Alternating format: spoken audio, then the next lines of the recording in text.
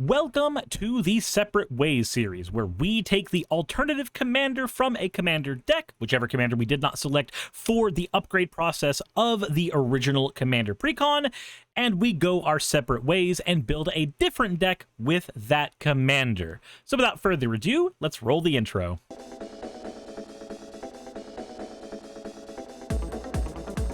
This commander, Eshki Teemer's Roar, was originally the face commander of the Dragon's Roar precon for Teemer. Unfortunately, she did not make the cut in that deck as the commander, just as a draw engine, because we instead went with Ireni of the Unwritten. Now, because Ireni was the selected commander for that deck, we are going to be going our separate ways and building out Eshki Teemer's Roar for this video. Eshki Teemer's Roar is a Teemer commander with 2 power, 2 toughness, and the ability to gain a trigger anytime we cast a creature spell. If it's a creature spell, we gain a 1/1 counter on Eshki. If the creature spell has 4 higher power, then we draw a card. If it has 6 or greater power, then we will deal damage to every opponent equal to Eshki's power. In the original precon, there were only 7 creatures that could trigger this final ability of Eshki. So for this precon upgrade, instead of going that route, we are instead going to be going the route of building the deck around Eshki specifically. Now, I did say with this upgrade, it's not really a precon upgrade. This is a completely separate deck with about a $20 budget, with the ethos being, what if you took that commander out of the original deck and built a second deck with it?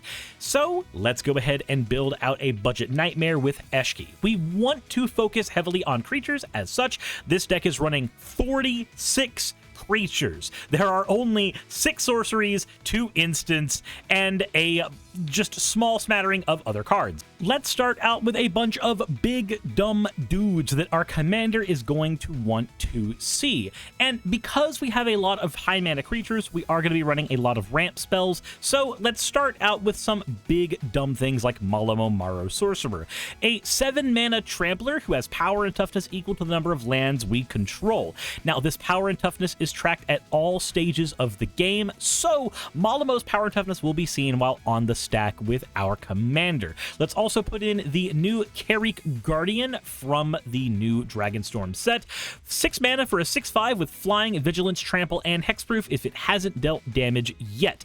This thing is a bomb if you are playing in limited, and I'm gonna be perfectly honest, I actually really like it for Commander 2. Flying, vigilance, and trample all together on a creature means it's a great blocker, it's a great swinger, and it just does a ton of work. Oh my gosh. Roderick's Bladewing has flying and haste, very basic. Lunar Hatchling has flying, trample, and the ability to basic land cycle it so that we never miss our land drops. Briar Hydra has trample and domain. Whenever it deals combat damage to a player, we get to put X/1/1 counters on any creature we control, where X is the number of basic land types we have. Our deck should usually have 3 basic land types, and our Briar Hydra is almost always going to throw those 1/1 counters on to Eshki so that Eshki can get bigger and get more out of her final ability. Then we're going to add one of my personal childhood favorites, Simic Sky Swallower. I pulled this in a pack when Ravnica was new when I was a kid, and I fell in love with having a flying trampler that was hard to remove off the board. Then for a low mana creature, let's go ahead and add a Wilderness Elemental. Power is equal to the number of non-basic lands our opponents control. In a commander game, we will usually have multiple opponents, and those opponents are almost always going to have a board made primarily of non-basic lands. We only really need the Wilderness Elemental to see 4 lands total for it to be useful to us, but if it happens to be a 3 mana 6/3, our commander gets tons of value out of that. Let's also put in a Diluvian Primordial. This flyer will get an instant or sorcery cast from each of our opponent's graveyards later in the game. Winged Hive Tyrant has flying and haste and gives all of our other creatures with counters on them flying and haste. Our commander, of course, is a creature that will always have counters on her, so this gives her an avenue to do a Voltron swing at somebody. Territorial Hellkite has flying haste, has just enough power to trigger all the effects of our commander, and has a fun little minigame to determine who it is and is not allowed to attack. Hierophant Bio Titan is another Tyrannid in this deck that says, well, it's a 12/12 that can lower its cost by 2 for every 1/1 counter we strip away from one of our creatures.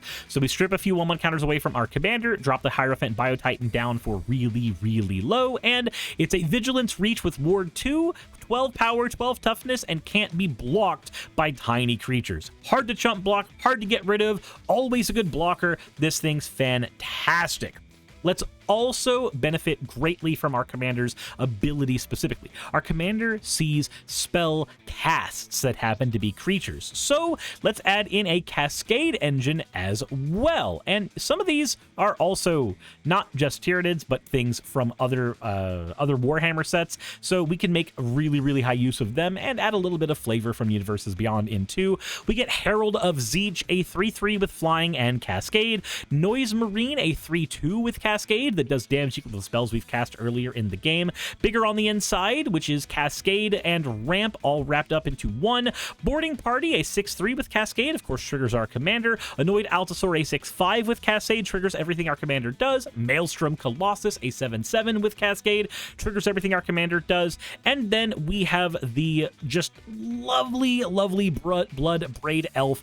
This thing is another childhood favorite of mine. I adore this card. I played Jund Good Stuff when I was growing up, and this thing is fantastic. 3/2 with cascade gets you a spell out immediately and triggers the first bit of our commander. Aura Phoenix triggers the first 2 bits of our commander and has cascade, and the Power Crept Bloodbraid Elf for commander. The Bloodbraid Challenger has cascade, haste, and with the extra power that it has attached to it, triggers the first 2 effects of our commander. We're also going to be running a Maelstrom Wanderer. It triggers every ability of our commander, and it gives all of our creatures haste, and it has cascade on it twice. What more is there on here that could convince you? What other options do I have to give you to make you realize this thing is fantastic?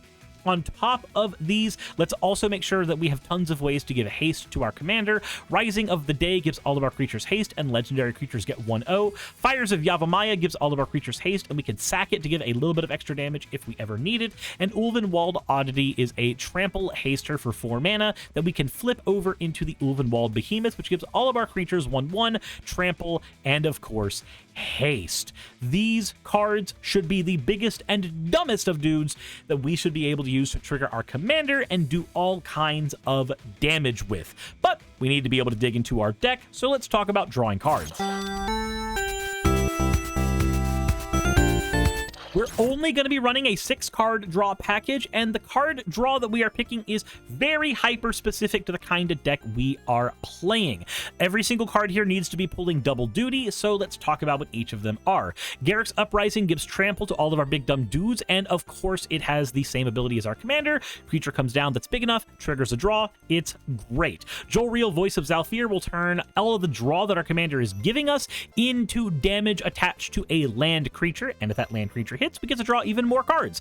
Borborygmos and Fiddle Flip enters the battlefield or attacks to draw us a card, and then has a secondary ability that we can use to get rid of problematic creatures if we are mana flooded. Then we have Escape to the Wilds, Urban Evolution, and Eureka Moment, all massive draw spells that will be able to also give us extra land drops when we play them, guaranteeing that we will always have the extra mana we need to go forward with whatever strategy we are playing. And of course, never forget the most powerful draw spell in our entire deck, Eshki herself. All of our creatures with power 4 or greater, which is over 85% of our creatures, will trigger this ability.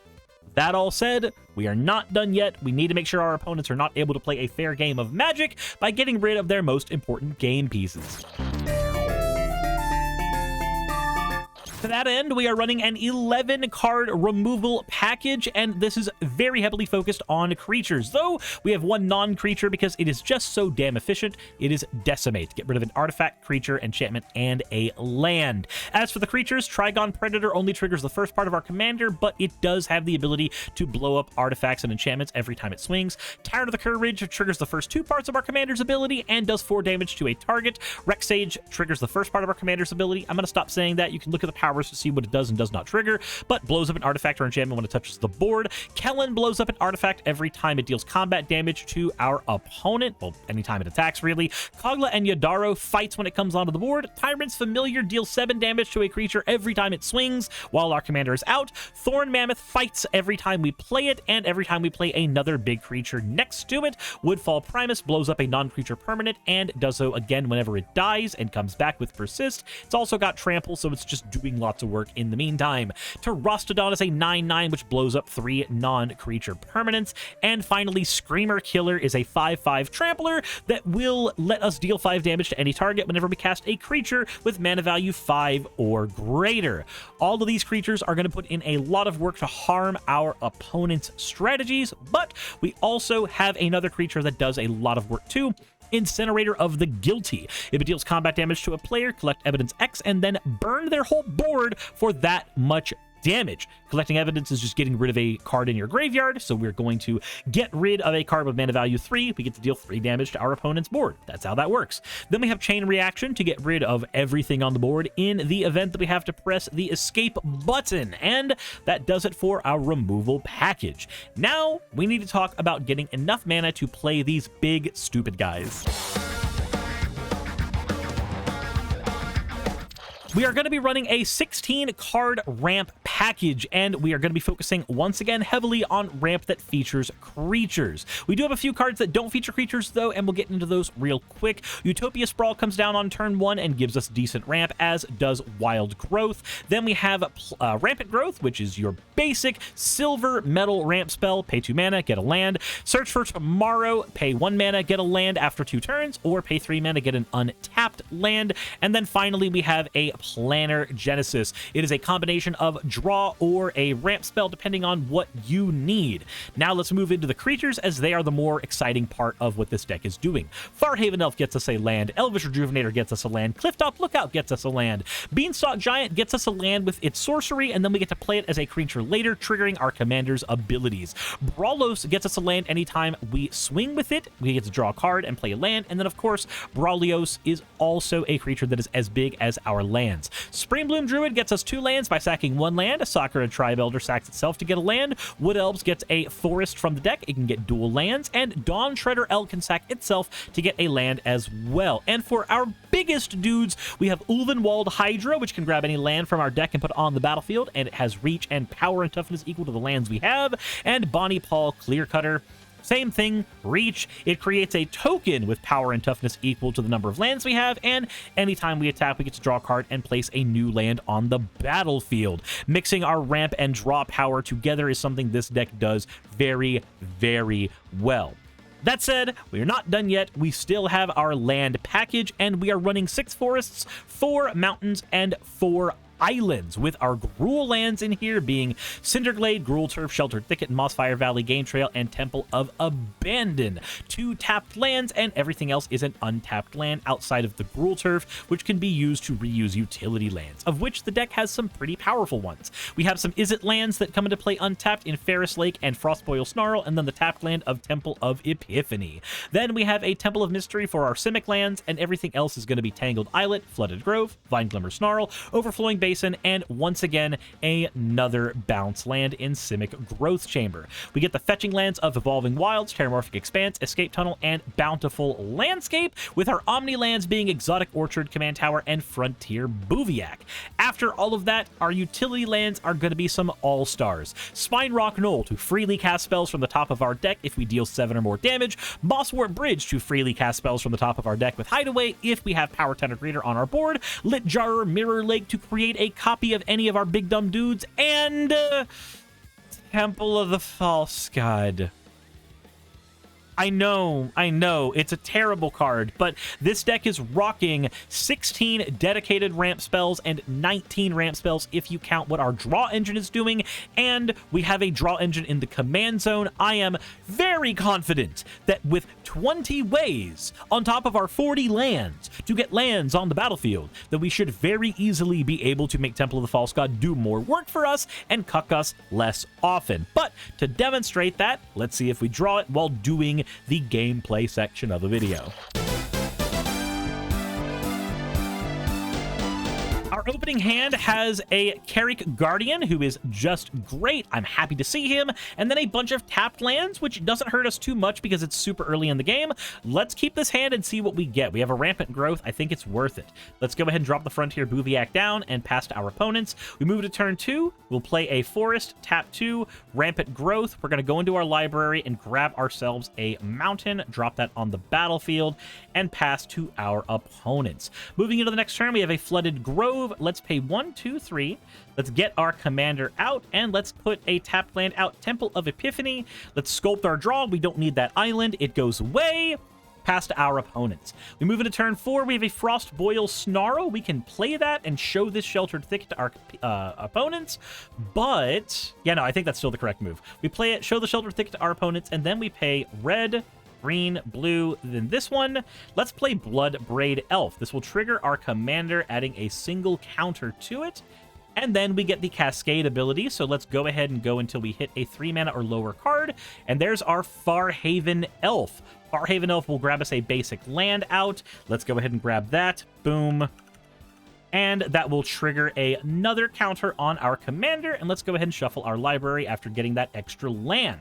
Moving into the next turn, we have a Beanstalk Giant. We have 1, 2, 3, 4, 5, 6 lands on the battlefield. I think it's time to play Flooded Grove. And, man, I really want Barreless out, but it doesn't work for mana sequencing. I guess the mana sequencing works better if we put Sheltered Thicket down, but then we're kind of... We don't need that, though. Let's play 1, 2, 3, 4, 5, 6. Let's get Carrick Guardian out, and let's trigger all the effects of our commander. Get a counter, draw a card, and then deal 5 damage to all of our opponents. That's perfectly reasonable, and we get to hold this up as a blocker to protect us in following turns. Our land per turn, I guess, is just going to be this Tangled Islet. No, it's going to be the Simic Growth Chamber. We're going to bounce this Forest to our hand. Next turn, we draw a Decimate. That is a powerhouse of a card, and we could play it along with Beanstalk Giant, but I don't think we need to. Let's do this. Let's ramp with Beanstalk Giant, going into the deck and getting ourselves an island that's going to come into play untapped, because that's how Beanstalk Giant works. We need 2 green, though, so no. It's going to be a Forest. Let's get that Forest out untapped. Beanstalk is over here. We have 1, 2, 3, 4, 5, 6. Let's go ahead and play 1, 2, 3, 4, 5. Let's go ahead and play our Brarelos. Brarelos will trigger our commander, giving herself a power.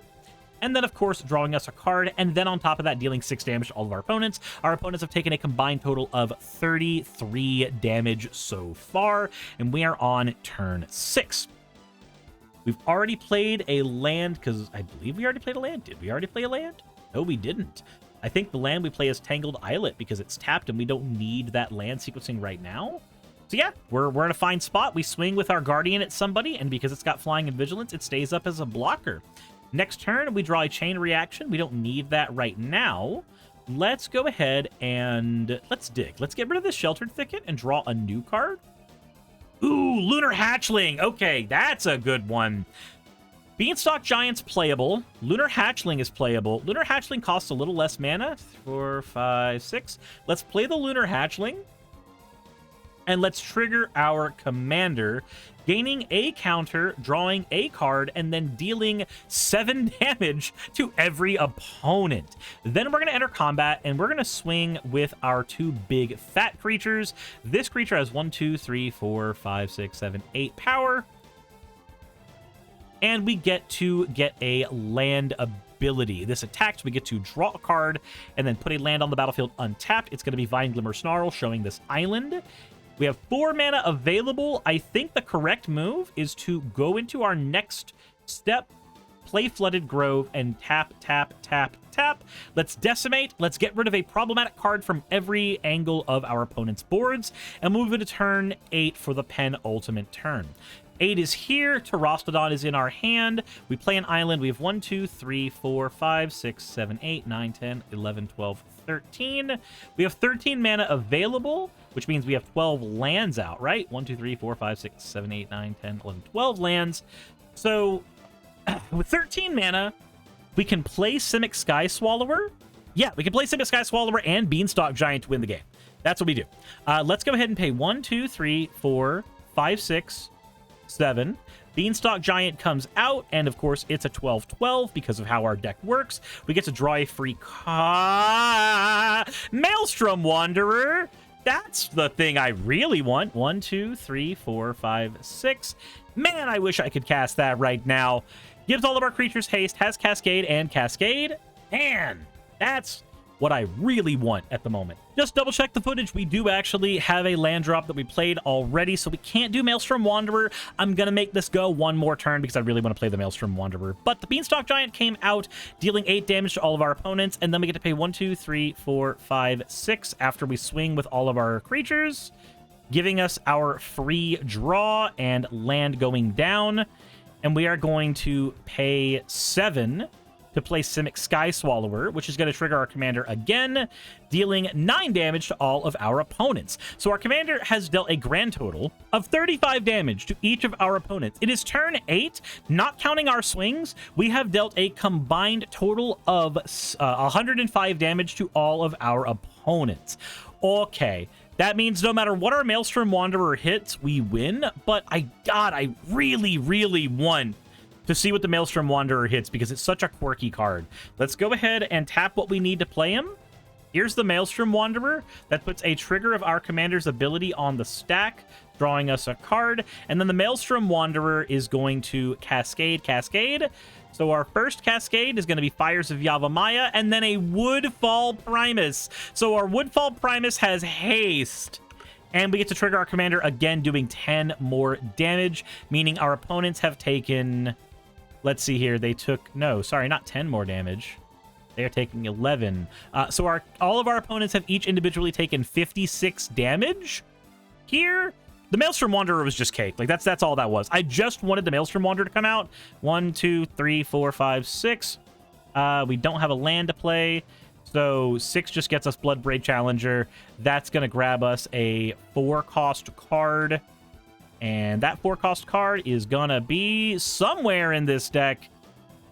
It's not a lot of them. There is Garruk's Uprising. So our whole board has Trample now. Yeah, our whole board has Trample now, and we get to draw a card as well. Whole board has Flying, Trample, Haste. And we get to do this one. Hi, everybody. Welcome to Dead. They've already taken too much damage, but we get to hi everybody, welcome to Dead them right here. I'm okay with that. This is fantastic. I like this. This is funny. This is quirky.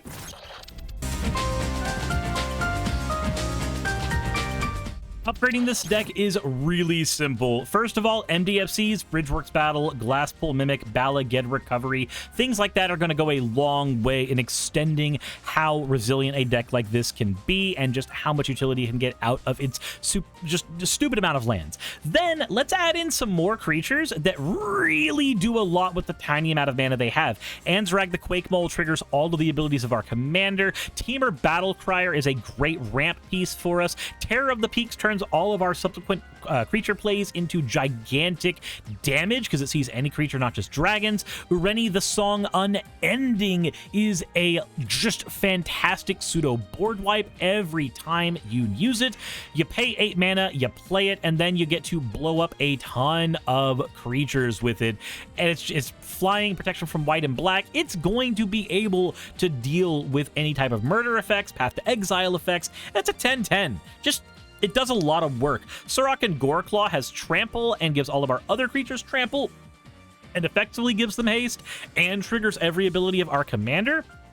And I'm gonna be honest, you also should probably put Lightning Greaves and Swiftfoot Boots in here because our commander is going to be a Lightning Rod for removal. And finally, Teamer Ascendancy. Like, in terms of haste enablers that do dumb things, Teamer Ascendancy does a lot of the dumb things for this deck. I would highly, highly recommend snagging one, especially if the price can drop a little bit as people get their dragon decks and then are just happy as more of these things enter the public eye. Just Teamer Ascendancy, why is this thing $8? But it's such a good card, so please consider grabbing one. This deck really, really wants one. That all said, I hope you enjoyed this episode of Separate Ways. We have 4 more coming out for the 4 other pre-con decks, and hopefully y'all will very, very much enjoy those decks. I know I have enjoyed building these so far. Hopefully y'all are having as much fun as I am right about now. That all said, please consider subscribing to the channel if you have not already. I would greatly appreciate each and every one of you who do so. Please consider checking out my streams Monday through Thursday, my main channel where I put content out Monday through Sunday about stuff that I think is important. You can check out my fourth wall page where I have a playmat available, and my Patreon where I will give you behind the scenes stuff about what is going on with me. I also upload to this channel Monday through Friday when I can, so please check it out, and check me out over on Blue Sky if you have not already, where I'll announce when I'm going live, different projects I'm working on, all that fun stuff. That all said, thank you for watching. I appreciate each and every one of you being here, and as always, insert end of video tagline here. Hey, thanks for making it to the end of the video. I really could not do any of this without all of you. Those of you watching, and especially those of you who support me on Patreon. I wanted to go ahead and take a minute to thank all of you who do that, because with YouTube being what it is these days, I really cannot do this full time without the support from each and every one of you. Those people would be Red Joker, Purple Poundini, Jemshin, Britzkrieg, Jupe the Malignant, Michael, Ravalern, Mabbity Babbity, Astral Frontier, Tales of Atonement, Nixie Chan, Kiri Artemis, Victorian Alchemist, I'm not saying the last part of that, and you know that, Leela Ururaka, Arcton Arclacier, Kiratorian, Dren Hadamata, Jordan M, John L, Lord Bleck, Smiling Game Master, and Fireshard. Thank you so very much. But since you're here, why not go ahead and try watching another one? There should be one that's on the screen right now. And if you are a patron of mine, I wanted to go ahead and thank you again for all of your support. There is still a video you could press though, if you'd like. I would appreciate it. Just a little bit.